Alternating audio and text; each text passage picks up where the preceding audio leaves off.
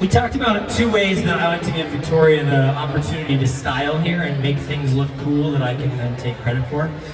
So first one is I lead simple repetitive motions. A lot of times this is walks. So I'll walk her forward, sideways, backwards, or in a circle. The one we did came from a sugar tuck. I went 1, 2, 3, swoop the arm, and 4. I'm already turning. She's actually trying to get away from me, which tethers that connection as I walk my follower around. Repetitive motions allow for the shoulders or the hip of the feet, whatever you really want to do, so long as you are still going in a circle. Leaders, the more you back up in a circle, the tighter a circle the follower walks. The more you stay in place, the bigger a circle they walk. So you can change that depending on what you want.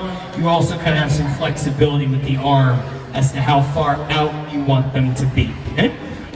Then we talked about how I'll use slow motions that my follower can fill, and in this example we used a really slow turn where we went 1, 2, 3, 4, 5, 6, 7, 8 to finish.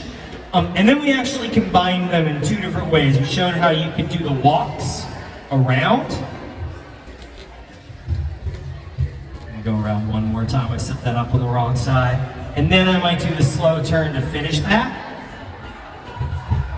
Or I could actually start with the slow turn from this hand instead.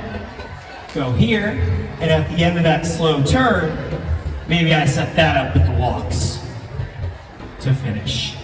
All right, thanks so much for hanging out with us, everybody. Great job, guys. Enjoy the rest of your weekend. I hope to see you at the